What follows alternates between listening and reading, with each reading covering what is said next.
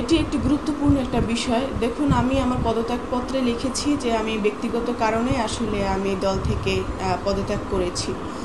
গণ অধিকার পরিষদের প্রতি আমার কোনো অভিযোগ নেই এবং আমার সাবেক সভাপতির প্রতি আমার কোনো অভিযোগ নেই, বরং তাদের সাথে আলাপ আলোচনা করে দোয়া নিয়েই আমি সেখান থেকে প্রস্থান করেছি।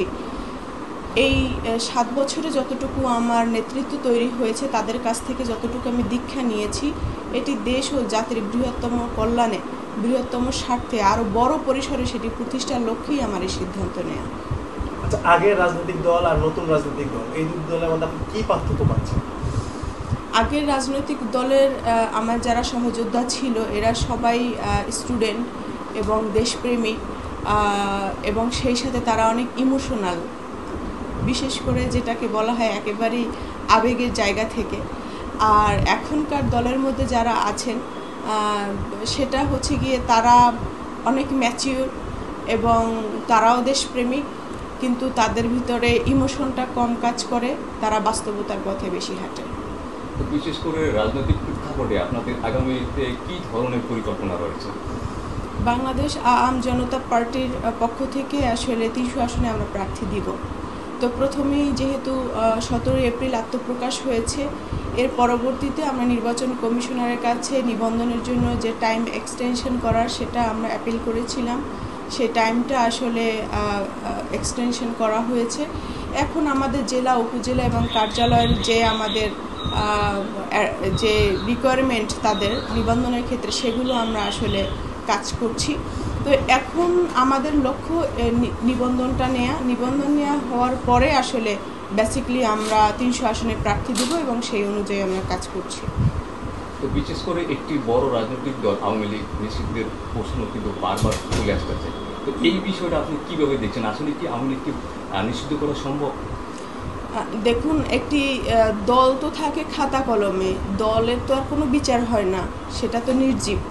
তো সেই জায়গাটা থেকে দলে যারা কাজকর্ম করেছেন বিগত দিনে, যারা ছাত্র জনতার উপরে গুলি চালিয়েছেন, অন্যায় অত্যাচার করেছেন, দুর্নীতি করেছেন, দেশের টাকা লুট করেছেন, তাদেরকে আসলে আইনের আওতায় আনা উচিত, তাদেরকে বিচারের কাঠগড়ায় আসলে দাঁড় করা উচিত এবং অ্যাজ সুন অ্যাজ পসিবল প্রত্যেকের ব্যাপারে আসলে পদক্ষেপ নেওয়া উচিত। সবশেষ জনগণের উদ্দেশ্যে আপনার বার্তাটা কী থাকবে? জনগণের উদ্দেশ্যে আমার বার্তা থাকবে যে দেখুন, দীর্ঘ 16 বছর ধরে যে অত্যাচার নিপীড়নের মধ্য দিয়ে আমরা এসেছি, সেই জায়গাটা থেকে এখন একটা সুযোগ এসেছে পলিটিক্যাল রেভলিউশনের। তো সেই পলিটিক্যাল রেভলিউশনের আপনি একজন অংশীদার হন। আপনি যদি রাজনৈতিকভাবে সচেতন না হন, তাহলে আপনাকেও নিষ্পেষিত হবে, শোষিত হতে হবে এবং মাদকাসক্ত এবং টেন্ডারবাজের শাসনে আপনার থাকতে হবে। তাই আমি বলছি, শিক্ষিত সমাজ যারা রয়েছেন, যারা দেশপ্রেমিক রয়েছেন এবং যারা সিভিল সোসাইটি রয়েছেন, প্রত্যেকের মাঝে আসলে রাজনৈতিক সচেতনতা বৃদ্ধি করা উচিত এবং আপনার মূল্যবান ভোটকে আপনারা অবশ্যই প্রতীক দেখে দিবেন না, ব্যক্তি দেখে দিবেন। আপনার যিনি অভিভাবক হবেন, কর্তা হবেন, সেই কর্তা যেন সৎ হয়, দুর্নীতিবাজ না হয়, টেন্ডারবাজ না হয়, তাকে পেতে হলে যেন আপনার দৌড় গোড়ায় গোড়ায় ঘুরতে না হয়। অতএব এরকম একজন মানুষকে আপনারা ভোট দিবেন, আপনাদের প্রতিনিধি বানাবেন, যার আসলে সহজেই আপনি তাকে ট্র্যাক করতে পারবেন এবং তার কাছে আপনার বিভিন্ন দাবি দাওয়া নিঃসংকোচে আপনি একেবারে উপস্থাপন করতে পারবেন, এমন একজন ব্যক্তিকেই আপনি সংসদে পাঠান।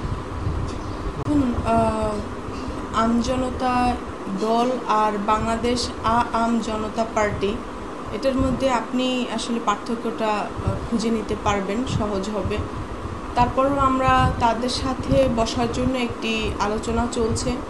আমরা আহ্বায়ক সদস্য সচিবের সাথে আমার আহ্বায়ক এবং আমরা বসার একটা আলোচনা চলছে। আমরা খুব শীঘ্রই এক টেবিলে বসবো।